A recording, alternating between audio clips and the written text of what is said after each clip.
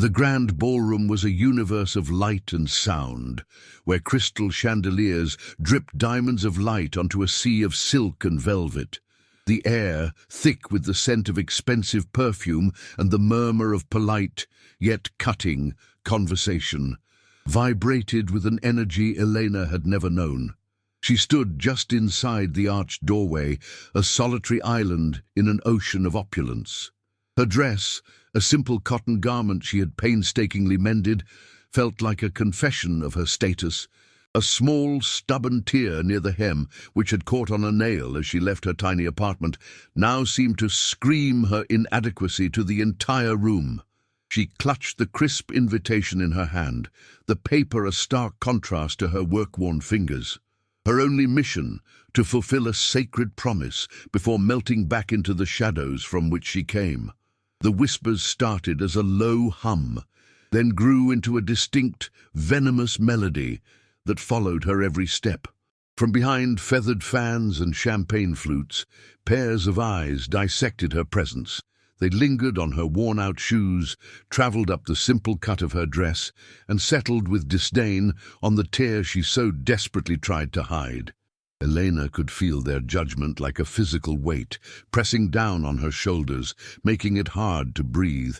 She tried to make herself smaller, to fade into the ornate wallpaper, but in a room designed for exhibition, her humility only made her stand out more. Each mocking glance was a needle prick to her spirit, a reminder that she had crossed an invisible line into a world that had no place for someone like her, a world that measured worth in carats and thread counts. But beneath the shame, a quiet fire of resolve burned within her. Eleanor was not here for their approval, nor for the decadent food or sparkling wine. She was here to honor a final wish, a solemn vow made to a woman whose kindness had illuminated the darkest corners of her life. She lifted her chin, her gaze sweeping across the glittering crowd, searching for a single face, the host, Mr. Harrison. The memory of that promise was an anchor in this turbulent sea of contempt. It was a promise to bear witness, to be present in a place of celebration, to honor a life that had ended in quiet dignity. This duty, this final act of love and respect, was more important than the sting of any insult or the cruelty of any stranger's gaze. Her search was interrupted as a trio of women, draped in shimmering gowns, positioned themselves directly in her path. Their laughter was sharp, a brittle sound that grated on her nerves. One of them, a woman with diamonds sparkling at her throat, feigned a stumble, bumping into Elena with deliberate force. "Oh, my goodness!" the woman exclaimed, her voice dripping with false concern as she made a great show of brushing invisible dust from her designer dress. "You must be more careful." The implication was clear. Elena's poverty was a contagion. A wave of heat washed over Elena's face as the surrounding guests turned to watch the spectacle, their smirks confirming her humiliation. The urge to flee, to run back to the safety of her simple life, was a scream in her soul. Her spirit finally felt like it was fracturing. The weight of it all, the scorn, the promise, the exhaustion, was too much to bear. She turned, her back to the stage and to the sea of judging eyes, ready to surrender and slip out the door. But at that exact moment, a voice, amplified, yet heavy with a profound and unmistakable grief, echoed through the ballroom. It was Mr. Harrison beginning his welcome speech. Elena froze mid-step, her hand on the gilded door handle. She couldn't leave, not now. She had to stay for this part. Taking a shaky breath, she steeled herself for one last moment of discomfort, completely unaware that the host's gaze was now sweeping over the room, about to bypass the glittering gowns and land on the one thing that truly mattered. The simple, handcrafted necklace resting just above her heart. Mr. Harrison's voice, amplified by unseen speakers, was not a command, but a tether that pulled Elena back from the brink of her escape. Her fingers, which had been wrapped around the cold, ornate brass of the door handle, recoiled as if from a sudden flame. The thought of flight, so powerful just a second before, now felt like a profound betrayal. A promise, whispered in a quiet, sunlit room far from this glittering chaos, echoed in her memory. It was a promise made not to the wealthy industrialist on the stage, but to his wife, a woman whose kindness had been a balm to Elena's own weary soul. To leave now would be to shatter that final sacred vow, to let the cruelty of strangers erase an act of love. She took a deep, shuddering breath, the air tasting of perfume and regret, and let her hand fall to her side. She turned slowly, a deliberate and painful rotation, forcing herself to once again face the hostile sea of silks and jewels. The whispers had not ceased. Her near exit had only provided fresh material for their amusement. She could feel their collective gaze, a physical pressure that threatened to buckle her knees. A wave of shame washed over her, hot and prickling, but this time something else rose with it, a quiet, steely resolve. These people, with their casual cruelty and inherited fortunes, did not know her. They did not know the strength it took to raise a child alone, the dignity in hard work, or the fierce loyalty she held for those who showed her kindness. Their judgment was a reflection of their own emptiness, not her worth. She lifted her chin, her eyes finding the distant stage, and made a silent vow to endure. Her gaze swept the opulent perimeter of the ballroom, no longer searching for an exit, but for a sanctuary. She didn't need a seat at their tables, nor did she desire one. All she required was a small, forgotten space where she could fulfill her promise without being the centerpiece of their scorn. Her eyes settled on a secluded alcove near the back of the room, nestled behind a towering marble column and partially obscured by a magnificent, yet somber, arrangement of white orchids. The location felt fitting, a place on the margins, shrouded in shadow, allowing her to be present yet invisible. It was a conscious choice to retreat, not in defeat, but in strategy, allowing her to honor her commitment on her own terms, far from the glare of their condescending stares. With a newfound purpose, Elena moved along the edge of the crowd, her steps measured and graceful despite the tremor in her hands. She kept her eyes fixed on her destination, creating a narrow tunnel of focus that blocked out the peripheral smirks and dismissive glances. Reaching the marble pillar, she leaned against its cool, unyielding surface, the solidity of the stone a welcome anchor in the swirling tide of her emotions. From this protected vantage point, the stage was perfectly framed. She could see Mr. Harrison clearly, a man dwarfed by the grandeur of his own creation, yet radiating an aura of profound sorrow. Instinctively, her fingers found the simple, handcrafted necklace at her throat, its smooth, familiar beads a talisman against the room's oppressive atmosphere. As Mr. Harrison began to speak again, the polite murmur of the crowd faded into a respectful silence. He spoke of the foundation, of its goals and achievements, but his voice was fragile, threaded with a grief so palpable it seemed to quiet the very air.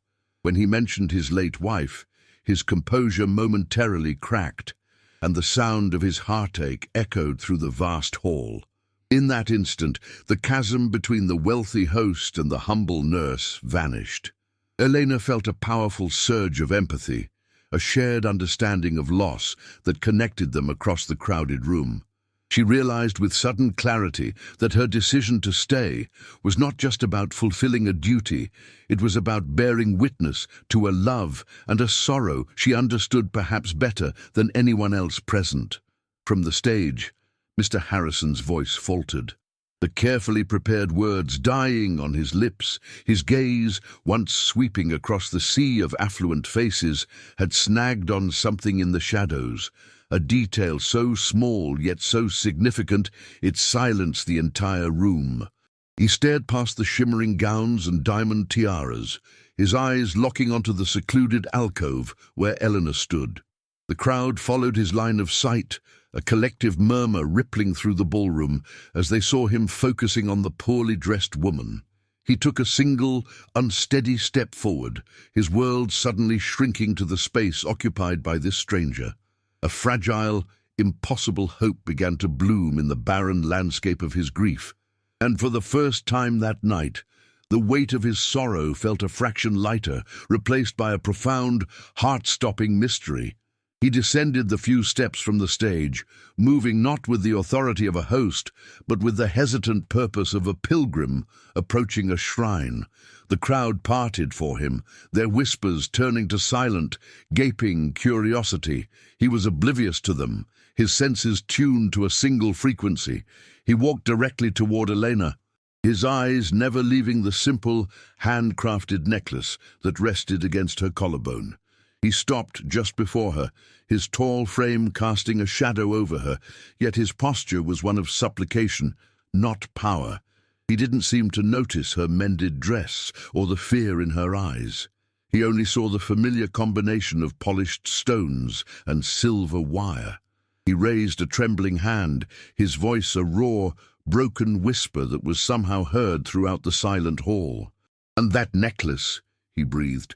"Please, where did you get it?" Elena's heart hammered against her ribs, the man's raw vulnerability shattering her own fear. This was not the confrontation she had braced herself for. She had expected disdain, a quiet but firm dismissal from a security guard, not this soul-bearing plea from the most powerful man in the room. Her gaze dropped to the familiar beads, their smooth, cool surfaces, a sudden, heavy weight. She remembered the day it was gifted to her, a frail, paper-thin hand pressing it into her own, accompanied by a weak but sincere whisper of gratitude. Lifting her eyes to meet Mr. Harrison's, she saw not a corporate titan, but a man lost at sea, desperately searching for a landmark. "It was a gift," she answered, her voice soft but clear, cutting through the thick silence, "from a patient I cared for, a dear friend." The word friend seemed to strike him, and a deep, painful confusion clouded his features. He took a half-step closer, his voice low and urgent. "Meant only for her. That's impossible," he murmured, shaking his head slightly as if to clear it. "I commissioned that piece myself. It was a one-of-a-kind anniversary gift for my wife, just weeks before she passed away. I worked with the artisan for months to get it right." He described the stones with aching precision, the deep blue lapis to match her eyes, the soft rose quartz for her gentle spirit, the small silver charm shaped like a star because she loved to watch the night sky. He was certain no other necklace like it existed in the world. The story was a testament of love, but it was also a puzzle that didn't make any sense. A wave of realization washed over Elena, so powerful it nearly stole her breath. The pieces of the puzzle clicked into place with a sudden, devastating clarity. The kind, gentle woman she had cared for in the quiet hospice wing. The patient who only ever referred to herself as Eleanor, who spoke of a devoted husband but never his name or his fortune, was Mrs. Harrison. The promise to attend this very gala, to wear this specific necklace so her spirit could be in the room, was not a strange request, but a final, loving message. In that shared moment of understanding, the opulent ballroom and its judgmental audience dissolved. All that remained were two people, bound together by the love and loss of one extraordinary woman, a silent, unbreakable bond forged in the warmth of a shared memory. Mr. Harrison's voice dropped to a conspiratorial whisper, the vast ballroom shrinking to the intimate space between them. He confessed a secret that had been eating away at his soul, a heavy cloak of guilt he wore every day. In his wife's final week, he wasn't by her side. He was across the ocean, closing a monumental business deal he believed would secure their legacy for generations. He had convinced himself it was necessary, a final act of provision for her, even as she faded. He had called her every night, his voice hollow through the satellite phone, promising to be home soon, but he was too late. He returned not to her warm embrace, but to a silent, empty room. The necklace, his last, failed attempt to bridge a distance that had become more than just geographical. His success had become a monument to his greatest failure as a husband. A vivid memory flooded Elena's mind, so powerful it momentarily eclipsed the glittering ballroom. She was back in the quiet, sun-drenched hospice room, holding Eleanor's frail hand. The woman who lay before her was not the wife of a magnate, but simply a soul preparing for its journey. In a moment of quiet confidence, Eleanor had shared her own secret sorrow. She spoke of a profound loneliness that wealth could not fill, a feeling that she was the beautiful, well-kept garden surrounding a mansion her husband rarely visited.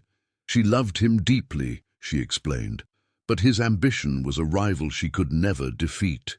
She never told him the depth of her feelings, not wanting to add to his burdens, choosing instead to carry the quiet ache of her emotional isolation alone. A silent struggle hidden behind a graceful smile and a life of immense privilege. The memory sharpened, focusing on their last conversation. Eleanor, with a surprising strength in her grip, had pressed the necklace into Eleanor's palm. Her eyes, though clouded with fatigue, were clear with purpose. "He is throwing this grand party," she had whispered, a touch of loving irony in her tone. "For me, but not with me. I want you to go, Elena. Wear this." It wasn't a request for a surrogate or a spy, but a plea for a friend to bear witness. She wanted someone in that room who had seen her not as Mrs. Harrison, the philanthropist, but as Eleanor, the woman who loved stargazing and found joy in a shared cup of tea. She wanted a genuine piece of her heart to be present, a quiet testament to the person she was when the diamonds and the obligations were stripped away. Back in the present, the raw emotion of Elena's story collided with the jagged edges of Mr. Harrison's grief. His mind, fractured by loss and suspicion, couldn't process the pure, simple truth. The narrative of a compassionate nurse and a final promise seemed too sentimental, too convenient. A colder, more cynical possibility began to take root in his thoughts.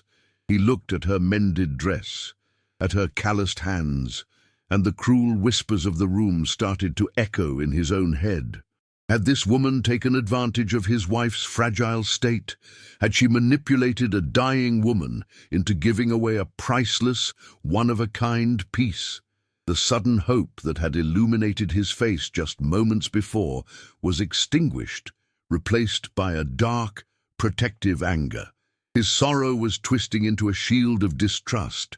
The fragile connection between them began to fray, the air growing thick with unspoken accusation. The crowd, sensing the dramatic shift, leaned in, their collective gaze a palpable weight. Mr. Harrison's eyes, which had held a flicker of desperate hope, now hardened with the cold glint of a man betrayed. He looked from the necklace to Elena's face, searching for a sign of deception, his grief blinding him to the sincerity in her expression. He was a man drowning, and in his panic he was about to push away the very person offering him a lifeline. But what he didn't yet know was that tucked away in his wife's bedside table was a small leather-bound journal containing a final entry that named Elena not as a caregiver, but as the dearest friend who had brought light to her final days. Just as the chasm of misunderstanding seemed too wide to cross, a man in a sharp suit, Mr. Harrison's personal assistant, broke through the circle of onlookers. He moved with an urgent but respectful haste, his face pale with a mix of anxiety and discovery. In his outstretched hand, he held a small, leather-bound book, its cover worn smooth with time. "Sir," he said, his voice just loud enough to cut through the suffocating silence, "we found it. It wasn't on her nightstand. It was in the pocket of the coat she wore in the garden." He presented the journal to Mr. Harrison, an object that was suddenly more valuable than any jewel in the room. Every eye was fixed on the small book, a silent witness that held the power to either condemn Elena or vindicate her completely, and the air crackled with an unbearable tension. Mr. Harrison took the journal, his fingers tracing the familiar contours of the worn leather. This was his wife's private world, a sanctuary of thoughts he hadn't dared to enter since her passing, fearing the pain it would unleash. Now, in front of this jeering crowd, he was forced to confront it. He fumbled with the clasp, his hands shaking so violently he could barely open it. The crowd leaned in, a collective, ghoulish curiosity on their faces. For them, this was entertainment. For him, it was an excavation of his own heart. He finally opened it to the last entry, the date scrawled at the top, confirming it was written just hours before she slipped into her final, peaceful sleep. The elegant, familiar script on the page seemed to shimmer before his eyes. A final message sent from across an impossible distance. His eyes scanned the words, his breath catching in his throat. The entry was not about him, or her illness, or her regrets. It was about a friend. Eleanor had written of a nurse whose compassion had been a light in her final, fading days. She described Elena's gentle hands, her quiet strength, and the stories they shared that made the sterile hospice room feel like home. Then came the words that shattered his suspicion into a million pieces. "I gave Elena my star necklace today." The entry read, "I asked her to be my heart at the gala, to stand in my place and feel the love in the room. She is a gift, the last and kindest one of my life." The journal was not just proof, it was his wife's final testament, a clear, loving directive that he had been moments away from desecrating. A wave of vertigo washed over Mr. Harrison. The ornate ballroom, the glittering guests, the very ground beneath his feet seemed to tilt and sway. The truth, in its pure and undeniable form, was a physical blow. He looked up from the page, his gaze finding Elena, who stood braced against the marble pillar, her expression one of quiet, wounded dignity. He saw her now not through the lens of his grief-stricken paranoia or the cruel judgment of the crowd, but through his wife's loving eyes. He saw the kindness Eleanor had described, the strength she had admired. This woman was not an opportunist. She was an angel of mercy, a sacred link to his wife's final moments of peace. A peace that he himself had been absent for. The revelation was not a comfort, but a searing, agonizing indictment of his own failure. The world had been turned upside down. The woman he was about to publicly shame was, in fact, the guest of honor, sent by the one person this entire event was meant to celebrate. The whispers of the crowd, which had fueled his doubt, now sounded like the hissing of snakes, their venom suddenly aimed at his own heart. He had allowed their shallow cruelty to poison his judgment, to nearly commit an unforgivable act of injustice against the one person who truly understood the woman he had lost. He clutched the journal to his chest, the small book a source of both profound relief and unbearable shame. He had been searching for a connection to his wife all night, and when she had sent him one, he had tried to cast it out into the darkness. The weight of the truth did not settle on Mr. Harrison as a comfort, but as a crushing anvil of shame. The collective gaze of the room, which he had commanded so effortlessly moments before, now felt like 1,000 tiny daggers of judgment. He had, in his raw and public grief, almost committed a monstrous injustice. He looked at Elena, this quiet, dignified woman who had shown his wife a kindness he had been too busy to provide, and he saw a mirror reflecting his own profound failure. The cynical narrative he had allowed to fester in his mind, the story of a grifter taking advantage of a dying woman, was a poison of his own making. His pride, a shield he had worn his entire adult life, now felt like a cage, trapping him with the unbearable knowledge that he had almost desecrated his wife's final, beautiful wish. Instead of falling to his knees in gratitude or pulling Eleanor into a desperate embrace, a chilling instinct for self-preservation took over. Mr. Harrison's spine stiffened, his features hardening into an impenetrable mask of corporate composure. He closed the journal with a quiet, definitive snap, the sound echoing the closing of a door between them. He offered Elena a curt, almost imperceptible nod, a gesture not of thanks, but of dismissal. He then turned his back on her completely, a deliberate and brutal act of severance. Walking back toward the stage, he spoke in a low, clipped tone to his assistant, his words about logistics and schedules, creating a wall of normalcy against the emotional chaos. To the stunned onlookers, it appeared as if he was simply regaining control. But Elena felt the icy reality of his withdrawal like a physical blow, leaving her utterly alone in the spotlight he had created. For Elena, the vindication was a hollow, bitter victory. She had not come here seeking validation or to be proven right. She came to fulfill a sacred, private promise to a friend. To have that promise and her own character questioned so cruelly, only to then be dismissed as if she were an inconvenient footnote in his public drama, was a wound far deeper than the scorn of the other guests. She had looked at this powerful man and seen a fellow mourner, a heart broken in the same way hers had been. She had offered him a silent, shared understanding. His turning away, his retreat into the cold armor of his wealth and status, felt like a profound betrayal of that fragile, unspoken connection. The warmth of their shared memory of Eleanor was extinguished, leaving behind only the cold ash of his pride and her hurt. She remained frozen by the marble pillar, the necklace that had been a symbol of love now feeling like a heavy, accusatorial weight against her skin. The murmurs of the crowd shifted direction, no longer whispers of mockery aimed at her, but of shocked speculation about their host. The air was thick with a new kind of tension, a morbid curiosity about the unfolding tragedy. Elena felt like an exhibit, a piece of evidence in a trial she never asked to be a part of. The magnificent ballroom, with its glittering chandeliers and sea of hostile faces, began to feel like a prison. The promise had been kept, her duty was done, but the emotional cost was devastating. All she wanted was to disappear, to flee back to the simple, honest world, where kindness wasn't something that needed to be proven with a journal entry. With a final, heartbroken glance at Mr. Harrison's rigid back, Elena turned to leave. This time there was no hesitation, no sense of unfinished business. Her spirit, which had endured so much, could not bear another moment in this gilded cage. She moved toward the grand exit, her steps quiet but resolute, each one taking her further from the man who had seen the worst in her before seeing the truth.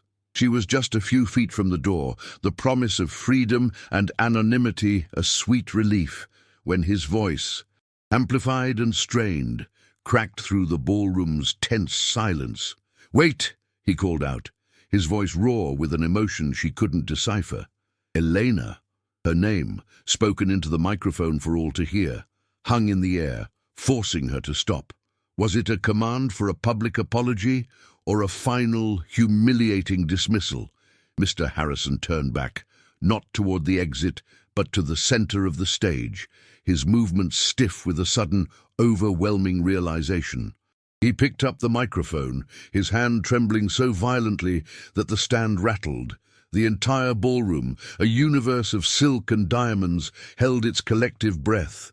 The air, once thick with whispers, was now so silent you could hear the faint clinking of ice in a forgotten glass. "Elena," he said again, and this time her name was not a question or a command, but a plea. It traveled through the hall and wrapped around her, a tether of sound pulling her back from the edge of her escape. He looked out over the sea of faces, his own a mask of raw, public shame. "Moments ago," he began, his voice cracking with the weight of his confession, "blinded by my own sorrow, I almost committed a terrible injustice." He descended the steps, the journal held open in his hand like a sacred text. He didn't stop until he was standing in the center of the room, ensuring every guest could hear the words that had changed everything. He began to read from the final entry, his voice gaining a fragile strength as he channeled his wife's spirit. He read of the quiet laughter they shared, of the comfort Eleanor had provided when he could not, and of the selfless act of a friend agreeing to be a beacon of love in a room full of strangers. The beautiful, elegant script came to life, painting a picture of compassion that stood in stark, shameful contrast to the shallow cruelty the room had shown her. The judgmental silence of the crowd transformed, their scorn melting into a palpable, collective sense of remorse as the pure, simple truth washed over them. Finally, he stood before Elena, his towering frame bent not with age, but with humility. He looked directly into her eyes, and the vast, opulent room and its hundreds of spectators ceased to exist. There was only the two of them, connected by the memory of a woman they both loved. "I am so sorry," he whispered, the words a raw and painful extraction from his soul. "You were the only one here who truly knew her, who saw the person behind the name. You came here to honor her, and I met you with suspicion and pride. I was wrong. You were her light in the darkness, and I almost cast you out." It was a complete and utter surrender, an admission of a failure so profound it had shaken him to his very core. And in his gaze she saw not a billionaire, but simply a broken-hearted man asking for grace. A wave of empathy washed away the sting of Elena's humiliation. She saw the profound pain in his eyes, a grief so similar to her own, and understood that it was his loss, not malice, that had driven his actions. She offered a small, almost imperceptible nod of forgiveness, a silent acknowledgement that the heart, when shattered, often produces sharp and jagged edges. Reaching out, she gently placed her hand over his on the worn leather of the journal. "She knew you loved her," Elena said, her voice soft but steady, a balm on his open wound. "She talked about you all the time. This," she gestured to the necklace, "and my being here, it wasn't for her. It was a gift for you, so you would know that in her final moments, she was not alone. She was with a friend." He took her hand, his grip firm with gratitude and a newfound resolve. He turned, not to dismiss the crowd, but to address them as a changed man, leading Elena with him as he walked back toward the stage. As they moved, the harsh spotlights seemed to soften, bathing them in a warm, golden glow. The oppressive silence was broken by the first few notes of a gentle, hopeful melody from the orchestra. "This foundation was built to honor my wife's legacy of compassion," Mr. Harrison announced, his voice ringing with conviction. "Tonight, we are graced by the presence of the person who was the living embodiment of that compassion in her final days. Please, join me in honoring our true guest of honor, Elena." He led her onto the stage, placing her not in the shadows, but at the very center of the light. The weeks that followed the gala did not transform Elena's life with a sudden cascade of wealth, but with something far more profound, a quiet, steady dawn of respect and opportunity. The small, cramped apartment no longer felt like a cage of limitations, but a cozy haven filled with a new, unshakable peace. Mr. Harrison, true to his public vow, had established a nursing scholarship in his wife's name, appointing Elena to oversee its compassionate distribution, ensuring it went to those who possessed not just skill, but a genuine heart for service.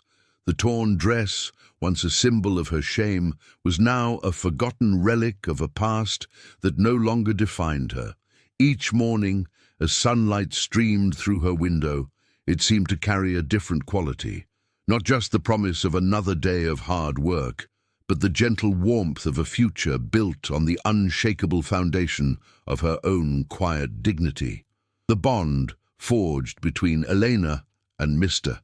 Harrison in that crucible of public humiliation was not one of romance, but of a rare and beautiful familial understanding. They met weekly, not in sterile boardrooms, but on a simple park bench that Eleanor had loved, sharing stories that stitched together the two halves of the woman they had both known so well. He learned of Eleanor the patient, who found joy in the taste of a fresh orange and comfort in a gently read story. Elena learned of Eleanor the wife, who could silence a room with her wit, and whose secret passion was painting watercolors of the dawn sky. In these shared memories, Mr. Harrison was not a corporate titan, and Eleanor was not a nurse. They were simply two souls tending to the garden of a shared, beloved memory, finding solace and a new kind of family in their mutual loss. It is often in our moments of greatest vulnerability that our true strength is revealed to the world. Life has a strange and often painful way of testing the contents of our character, placing us in situations where we feel stripped bare and exposed. Elena's journey reminds us that dignity is not woven into the fabric of an expensive dress, but carried in the quiet resilience of the soul. Sometimes, what appears to be a door slamming shut in our face is simply the universe guiding us away from a room where we were never meant to be, leading us toward an entrance where our true worth will finally be seen and celebrated. The path to our greatest blessings is often paved with the very stones that were once thrown to cause us harm, a testament to the beautiful alchemy of grace. The story of that night serves as a powerful reminder that we are all authors of each other's narratives, capable of writing chapters of either cruelty or compassion with our words and judgments. The whispers in that ballroom almost drowned out a beautiful truth, proving how easily we can mistake humility for weakness and simplicity for a lack of worth. We must learn to look beyond the surface, to see the handcrafted necklace of the heart rather than the torn fabric of circumstance. If this story has resonated with you, if it has reminded you of the quiet strength you've seen in others or have cultivated in yourself, please share it. You never know who might need to hear that their intrinsic value shines brighter than any diamond, and that their kindness has not gone unseen in a world so often blinded by glitter. The final scene is not one of grandeur, but of simple, sunlit peace. Elena sits on a park blanket, her daughter laughing as she chases butterflies, the star necklace resting against her chest, a warm and constant reminder. Mr. Harrison sits beside her, no longer a figure of immense power, but a man softened by grace. His eyes filled with a grandfatherly affection. He is not looking at the financial reports on his tablet, but at the pure, unadulterated joy of a child at play. A gentle breeze rustles the leaves overhead, and for a moment the three of them are bathed in a perfect golden light. In this quiet tableau of a found family, Eleanor's legacy is truly alive. A legacy not of wealth or status, but of the simple, profound, and enduring power of a compassionate heart.